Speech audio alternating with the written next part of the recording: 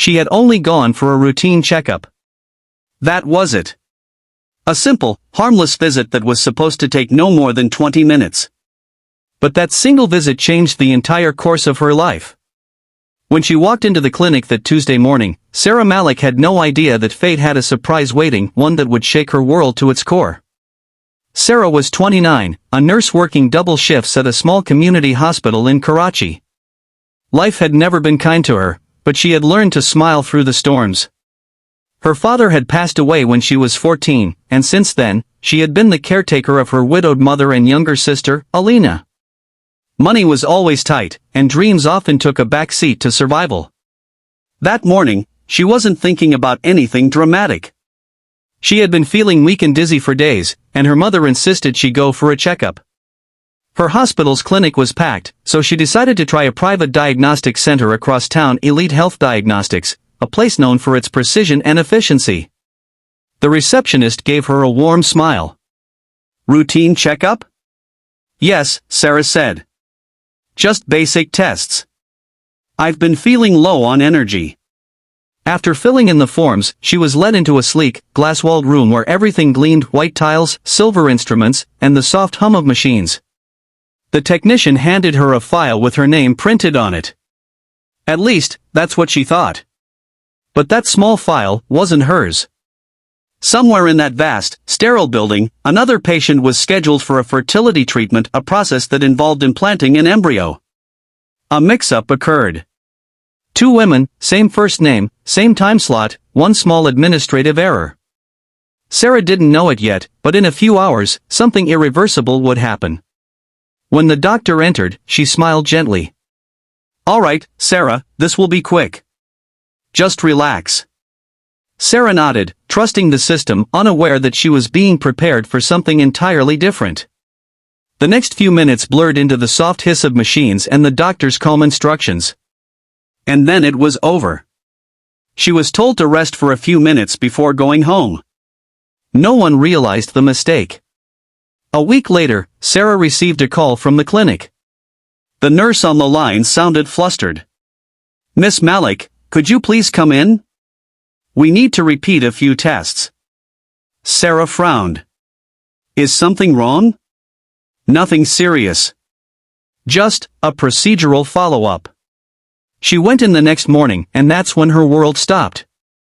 "Miss Malik," the doctor said, her voice unusually hesitant. "We discovered something unexpected. You're pregnant." Sarah laughed nervously. "That's impossible. I'm not married. There must be a mistake." The doctor exchanged a glance with her assistant, her face pale. "We think there was a mix-up during your last visit. You were mistakenly given an embryo transfer meant for another patient." Sarah's breath caught in her throat. "What are you saying? That someone's baby is inside me?" The doctor nodded slowly. "The embryo belonged to a couple undergoing fertility treatment. We are investigating immediately." Tears blurred Sarah's vision. Her voice trembled. "No, this can't be happening. This isn't my fault." For the next few days, her life was chaos. Lawyers, clinic administrators, and reporters circled like vultures. Sarah wanted none of it. She was scared, humiliated, and angry. How could something like this happen to her, a woman who had always done everything right, who had never even imagined being in such a situation? The father of the embryo soon appeared in her life. His name was Daniel Shah, a young Pakistani businessman who had made millions through tech startups and lived in Dubai.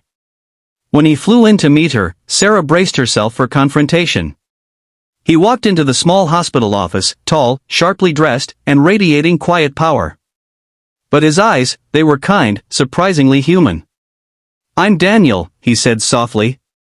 "I can't imagine what you're going through. I didn't want this either. But we need to figure this out together." Sarah wanted to scream at him, to tell him this was his world's fault, where people like her were invisible and lives could be destroyed by a rich man's medical experiment gone wrong. But when she looked at him, she saw not arrogance, but regret. "I just want my life back," she whispered. "I didn't ask for any of this." He nodded. And I'll do everything in my power to make sure you're taken care of. You didn't deserve this. Over the next months, things shifted in ways Sarah couldn't have predicted.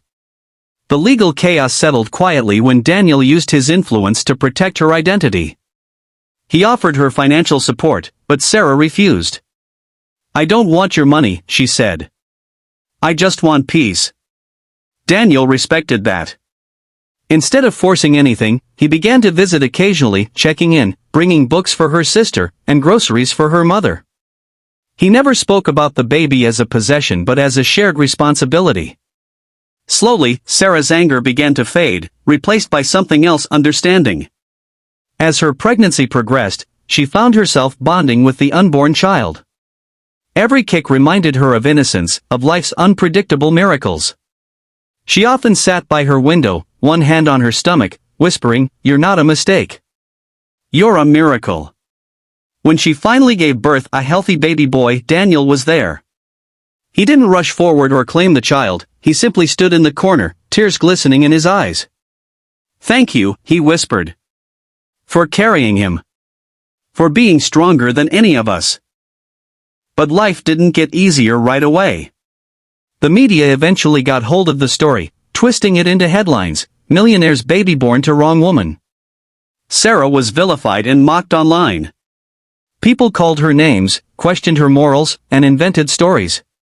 She almost broke down until one day, she looked at her baby's tiny hand gripping her finger and decided she wouldn't let the world define her. She went back to work a few months later, despite whispers and stares. She held her head high. "I'm not ashamed," she told her colleagues. "I didn't do anything wrong." Daniel, too, stood by her. He refused to let his lawyers or the media exploit the situation further. Instead, he made a quiet public statement. "She is the most courageous woman I've ever met." What happened was a tragedy, but her strength turned it into a story of hope. Years passed. The child, named Adam, grew up surrounded by love. Daniel visited often, but Sarah remained the central figure in Adam's life. Eventually, they decided together that Adam should know the truth when he was old enough. On his 6th birthday, Sarah told him gently, "You came into this world by accident, but every single day since then, you've been my greatest blessing." Adam smiled, unaware of the full meaning, but hugged her tightly. "Then I'm glad I'm your accident, Mama." That night, when Sarah watched her son sleep, she finally understood something profound: life doesn't always unfold the way we expect. Sometimes, destiny rewrites our story through chaos, only to lead us to a deeper truth. Daniel and Sarah never married, but they became lifelong friends, bound not by romance, but by respect, responsibility, and shared love for one extraordinary child. Years later, when Sarah was invited to speak at a women's conference, she ended her speech with these words: "I went for a routine checkup, and came back with a life I never planned. But if there's one thing I've learned, it's this: sometimes the worst mistake life can make is actually the miracle you needed. Don't let pain define you, let it refine you. Because what breaks you today might just be building you for tomorrow." The audience stood in silence before breaking into applause. Some cried, some smiled, and in that moment, Sarah realized her story wasn't about tragedy anymore. It was about strength. And the strange, unpredictable ways in which fate delivers the blessings we never asked for but always needed.